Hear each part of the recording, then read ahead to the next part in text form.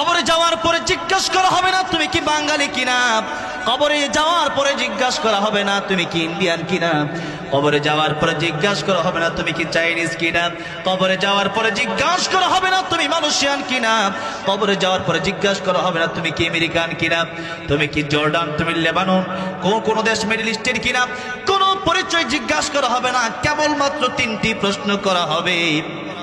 প্রথম প্রশ্নের নাম হলো মান রব্বুকা, তোমার রব কে, বলে আল্লাহ। এরপরে জিজ্ঞাসা করা হবে ওমা দীনুকা, তোমার দিন কি। এই প্রশ্ন দ্বিতীয় নম্বরে চলে আসবে। কিন্তু কথা হচ্ছে যারা মনে করে যে আমার দেশ আমার আগে, তারা অবশ্যই, আমি রাজনৈতিক যারা যে সমস্ত ব্যক্তিবর্গ আছে তাদের কথা বলছে, অনেকেই বলে যে আমার দেশ আগে, ইসলাম আগে না, নাউজুবিল্লাহ। কেন? তাদের তো ভিতরে আসলে ঈমান নাই।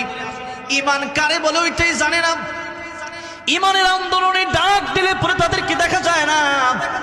রাজনীতির জন্য, দেশের জন্য কত মানুষ জীবন পর্যন্ত দিয়া দেয়, অথচ ঈমানের জন্য জীবন দেয় না, কোরআনের জন্য জীবন দেয় না। আল্লাহ ও তার রাসূলের জন্য যারা জীবন দেয় না, তাদের মতো হতভাগা আর কি আছে? দেশ যারা বলে বড়, এদের তো বোঝা দরকার কবরে যাওয়ার পরে এই পৃথিবী ধ্বংস হয়ে যাবে, আমিও ধ্বংস হয়ে যাব, পৃথিবীও ধ্বংস হয়ে যাবে। ইন্নাস সাআতা আতিয়াতুন আকাদু উখফিহা লিতুজজা কুল্লু নাফসিন বিমা তাসআ। আল্লাহ রাব্বুল আলামিন বললেন, নিশ্চয়ই কিয়ামত আসবে, এটাকে আমি আল্লাহ গোপন করে রেখে দিয়েছি, যাতে করে প্রত্যেক নফসের বদলা আমি আল্লাহ রাব্বুল আলামিন তাদেরকে বুঝাইয়া দিতে পারি, পাওনা আমি বুঝাইয়া দিতে পারি।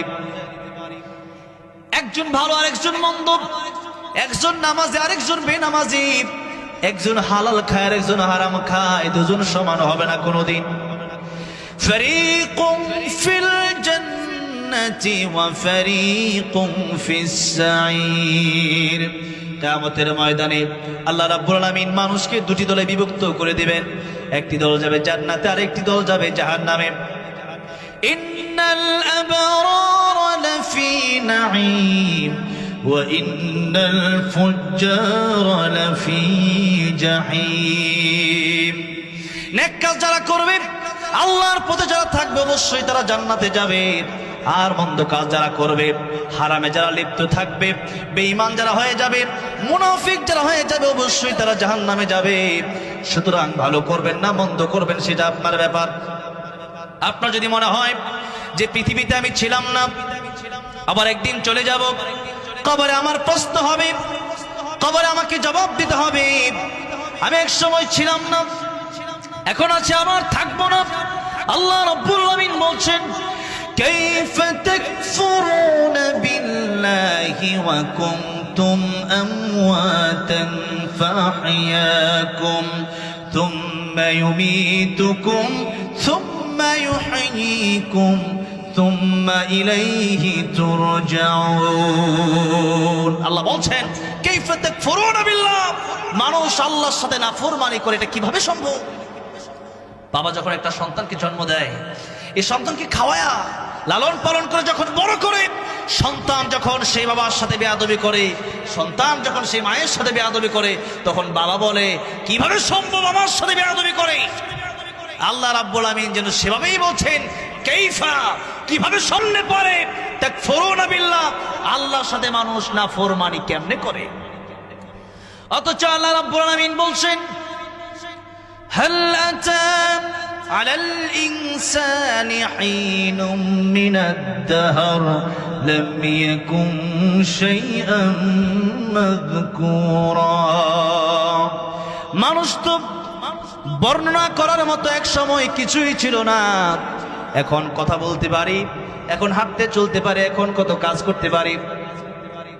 মাঝে মধ্যে মাহফিলে বলে থাকি, মানুষ মরে যাওয়া এটা তো আশ্চর্যের কোনো বিষয় না, মানুষ যা আমরা বেঁচে আছি এটাই তো আশ্চর্যের বিষয়।